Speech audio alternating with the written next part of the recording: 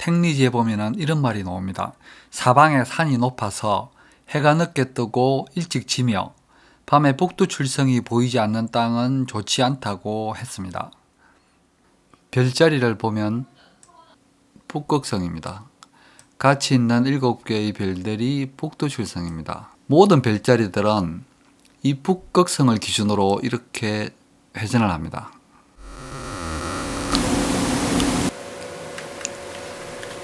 보시는 것처럼 북두칠성은 하늘 높이 솟아있는 별자리가 아닙니다. 그래서 이렇게 산이 높이 솟아있는 지형에 집을 짓는다면 이 높은 산에 가려서 이 북두칠성이 보이지 않습니다.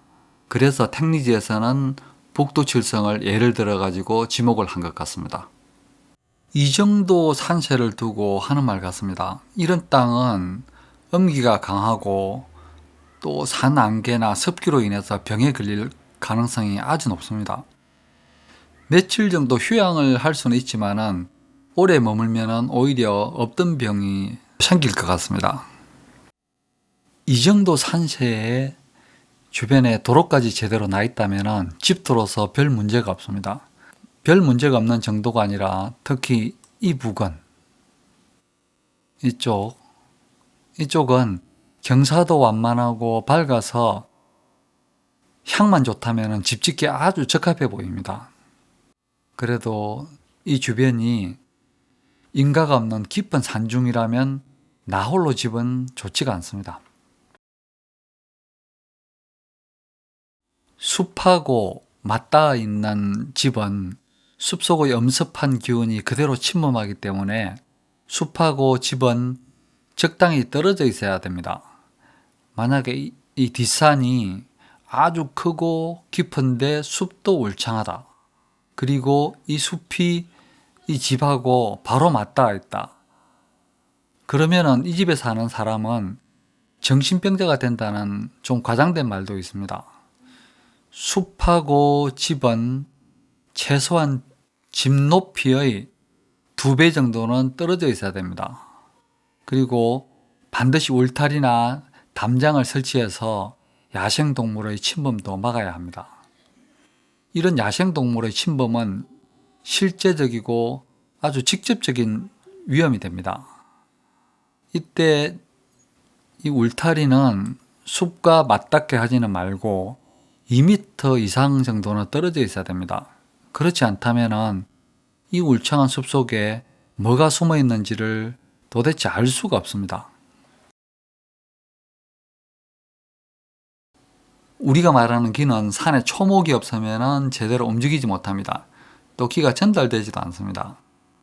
그러니까 이런 민둥산에는 집을 짓지 말아야 됩니다. 그리고 또 돌산 주변이나 이렇게 상처 입은 산 주변도 좋지가 않습니다.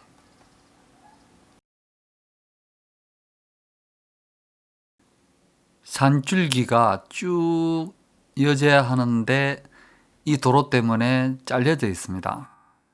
이렇게 도로나 공사 등으로 끊어진 산 가까이는 집도로서 썩 좋지가 않습니다. 그런데 여기는 도로가 이렇게 약간 굽어 있고 또 약간 오르막이라서 기가 끊어진 정도는 아닙니다. 만약에 이 도로가 깊고 또 도로 양쪽이 이 정도로 상처가 나 있으면 이 그림처럼 도로 가까이 집을 짓는 것은 피해야 합니다. 그리고 이 도로가 넓고 쭉 뻗은 고속도로라면 역시 도로 가까이 집을 짓는 것은 좋지가 않습니다. 일반적으로 산 모양이 기괴하고 추하며 균형감이 없으면 그 주변은 집도로서 좋지가 않습니다.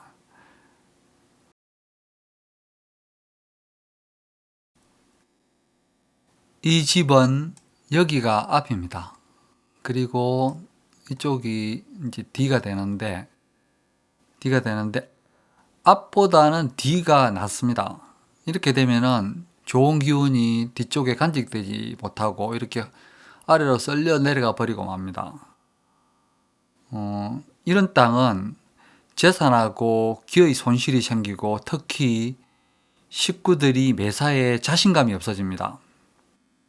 만약에 이런 곳에 산다면은 이런 조명기구를 잘 활용해서 언덕의 낮은 곳에서 위로 불빛을 비춰줘야 합니다.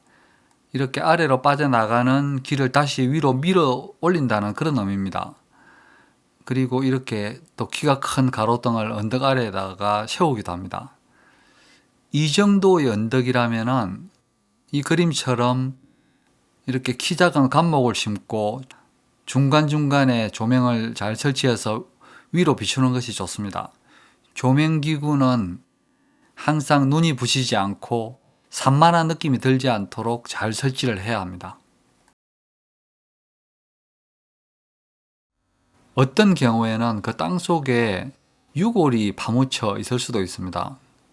이런 것들을 잘 먼저 확인을 해야 됩니다. 그리고 이렇게 이제 고목의 뿌리가 남아 있다든지 또 대지 안에 폭이 흉한 나무가 있다든지 그리고 이렇게 또 깨미집이 있다면 이런 것들을 잘 제거를 해야 됩니다. 또 쓰레기 매립지나 고압선 주변에는 특히 집을 짓지 말아야 합니다.